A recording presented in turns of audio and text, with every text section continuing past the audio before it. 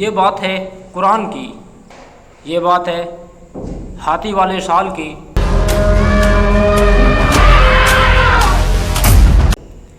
ये बात है उस इंसान की जिसने अल्लाह के घर काबा को गिराने का इरादा कर लिया।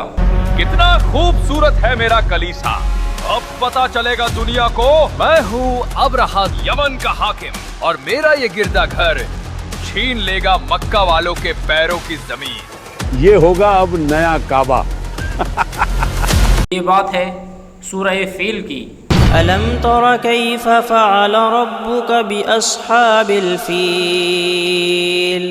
ये तो सब जानते हैं कि अल्लाह ने हाथी वालों के साथ क्या किया। क्या तुमने नहीं देखा कि तुम्हारे परवरदिगार ने हाथी वालों के साथ क्या किया? लेकिन ये कोई नहीं जानता क्यों किया। मुझे अच्छी तरह याद है, हाथी वाले साल ही अल्लाह के नबी की विलादत हुई थी। कौन भूल सकता है वो साल। उस हाथी वाले का नाम अब्राहा था। कौन था वो अब्राहा जो अल्लाह का घर काबा को गिराना चाहता था। ईसा मसीह के इस कलीसे की चमक के आगे भूल जाएंगे सब अल्लाह के उस घर को। बिल्कुल मेरे हुजूर, कहाँ वो मिट्टी का काबा और कहाँ हमारा ये खूबसूरत कलीसा। सूरह फील मक्का में इसलिए नाजिल हुई ताकि कुरैश को ये एहसास दिलाया जा सके कि जिस नबी आप सल्लल्लाहु तआला अलैहि वसल्लम की मुखालफत कर रहे हैं वो अल्लाह का पैगाम दे रहे हैं। मोहम्मद का पैगाम लोगों में फैल रहा है। लोग एक एक करके उन पर ईमान ला रहे हैं। तुम क्या कहते हो इस बारे में? मान लो कि मोहम्मद सच्चे हैं, लेकिन फिर भी हमें उन्हें रोकना ही होगा। ये बात है सन 570 की। अभी नबी पाक आप सल्लल्लाहु तआला अलैहि वसल्लम की विलादत नहीं हुई थी। यमन का हाकिम बहुत खुश था। उसने शहर में एक किरसन कलीसा बनवाया था। उसे ये उम्मीद थी कि अब लोग मक्का नहीं जाएंगे बल्कि उसके कलीचे का तवाफ करेंगे। देखना अब्जार, ये गिरजाघर यमन की नई तकदीर लिखेगा। वक्त बीतता रहा लेकिन काबे की शान में कोई कमी नहीं आई। हर दिन ना जाने कितने काफिले मक्का की गलियों में दाखिल होते थे। ये सभी लोग काबे का तवाफ करने और कुछ लोग अपने बुतों को चढ़ावा चढ़ाने जाते थे।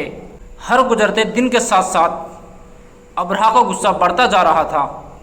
उसकी हर एक कोशिश नाकाम हो गई थी। समझ नहीं आता अब्जार, लोग उस मिट्टी के घर की तरफ क्यों जा रहे हैं? मैं खुद हैरान हूँ हुजूर। उसके कलीचे पर नज़र तो हर एक इंसान की जाती मगर दिल तो काबा की तरफ माइल था। फैजान देखो जरा, कितना खूबसूरत गिरजाघर है। अब चलो, कहीं मक्का पहुंचने में देर ना हो जाए। फिर कुछ दिनों बाद अब्राहा गुस्से से बोला, अब्जार, जी मेरे हुजूर। काबा को मिटाना होगा। जब तक वो काबा रहेगा हमारा कलीसा कभी मशहूर नहीं होगा। लेकिन एक वजह चाहिए। वजह भी मिल जाएगी अब्सार, वजह भी मिल जाएगी। और कुछ दिनों बाद हमला करने की वजह भी मिल गई। मक्का के कुछ नौजवानों को ये बात पता चल गई थी कि अब्राहा यमन को एक बिजनेस सेंटर बनाना चाहता है और इसी वजह से मक्का के कुछ लोगों ने उसको कलीचे को बर्बाद करने का इरादा कर लिया। तो ये है वो इमारत, कितनी खूबसूरत है। आज के बाद नहीं रहेगी। चलो जल्दी करो, तुम उस तरफ लगाओ। देखते ही देखते वो खूबसूरत कलीचा आग के शोलों में बदल गया। वो खूबसूरत इमारत राख हो गई। जब अब्राहा को इस बात का पता चला तो अब्राहा गुस्से में बोला, मेरा कलीसा, मेरा कलीसा। अब्जार, ये सिर्फ कलीसिया नहीं जलाया गया है, ये मेरी शान, मेरा नाम, मेरा फख्र, सब कुछ जलाया गया है। कौन था जिसने ये जुर्रत की? मैं उसे बर्बाद कर दूंगा। मेरा कलीसा। कुछ लोग यह भी कहते हैं कि कुछ लोगों ने कलीचे को नापाक कर दिया था। अब्राहा इसी बात को वजह बनाकर लोगों की फौज लेकर मक्का पहुंचा वो सब लोग दौलत और ताकत के नशे में अल्लाह के घर को बर्बाद करने के लिए तैयार थे। आ गया है खुदावंद अब्राहा के लिए जान देने का। क्या तुम तैयार हो?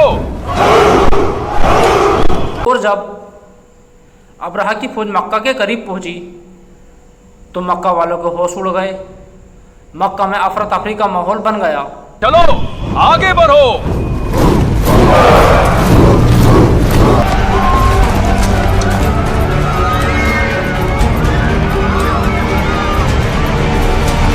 उन सब में सबसे खतरनाक थे उनके हाथी। या अल्लाह! मक्का वाले इतनी बड़ी फौज देखकर अपना घर बार सब छोड़कर एक पहाड़ी की तरफ भाग गए।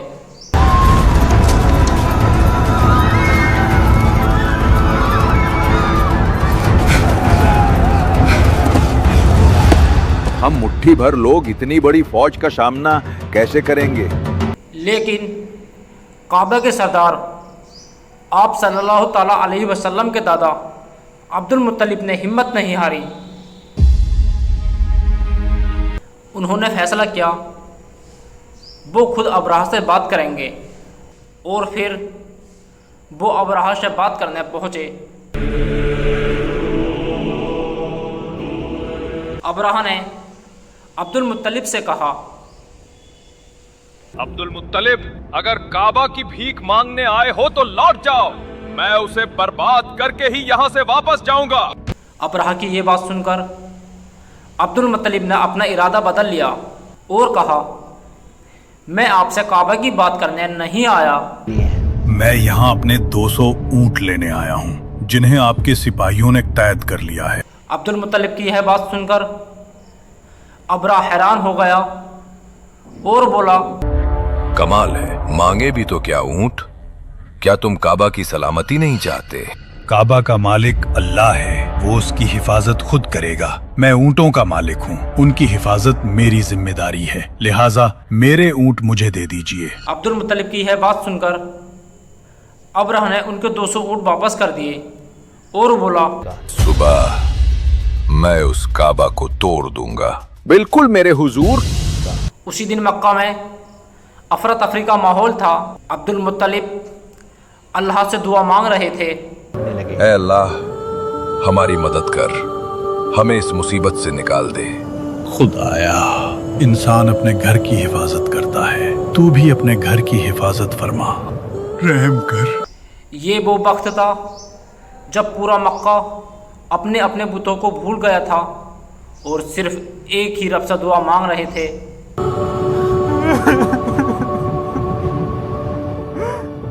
और फिर अल्लाह का घर काबा को अल्लाह के हवाले कर दिया और सभी लोग पहाड़ों पर चले गए।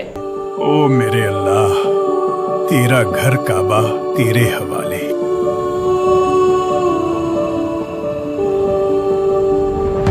दूसरी तरफ अब्राहा अपनी फौज लेकर काबा की तरफ चल दिया और अब्राहा के सिपाही बोले, खत्म कर दो।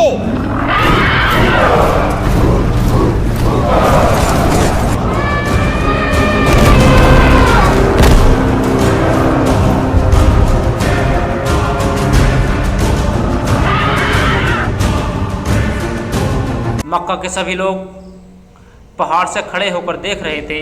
उन अब्राहों के सिपाहियों ने मक्का में दहशत और खौफ का माहौल बना दिया था।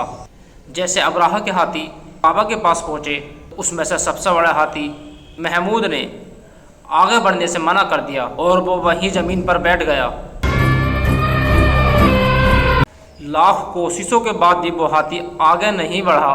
देखते ही देखते उन हजारों हाथियों में से कोई भी हाथी आगे नहीं बढ़ा, बल्कि उन हाथियों ने अपने ही सिपाहियों को कुचलना शुरू कर दिया। जब उन हाथियों को उल्टा चलाया जाता तो वो हाथी दौड़ने लगते थे।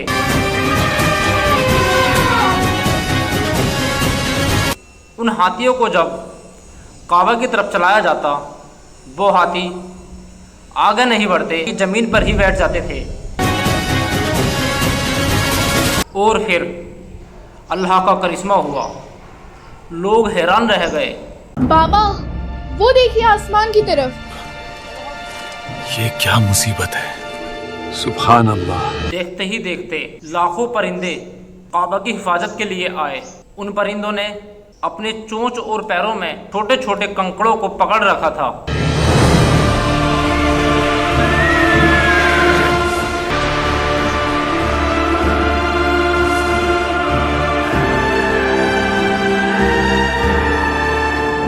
फिर उन परिंदों ने अपने चोंच और पैरों से छोटे छोटे कंकड़ों को एक साथ जमीन पर छोड़ दिया।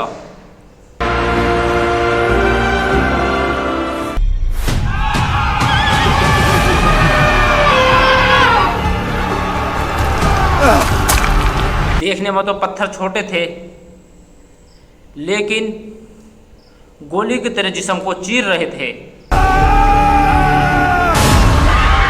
अबरहा की फौज के हजारों लाखों लोग उन पत्थरों से मारे गए। मंजर देखकर मक्का के सभी लोग खुशी से झूम उठे।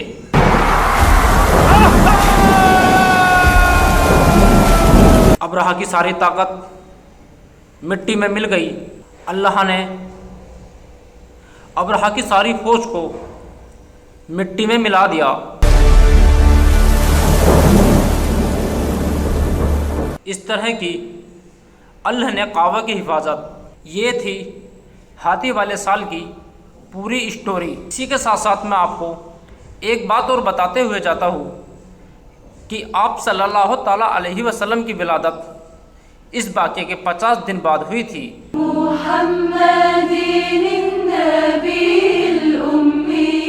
अगर आपको हमारी वीडियो अच्छी लगी हो तो आप हमारे YouTube चैनल को सब्सक्राइब, वीडियो को लाइक करना ना भूलें।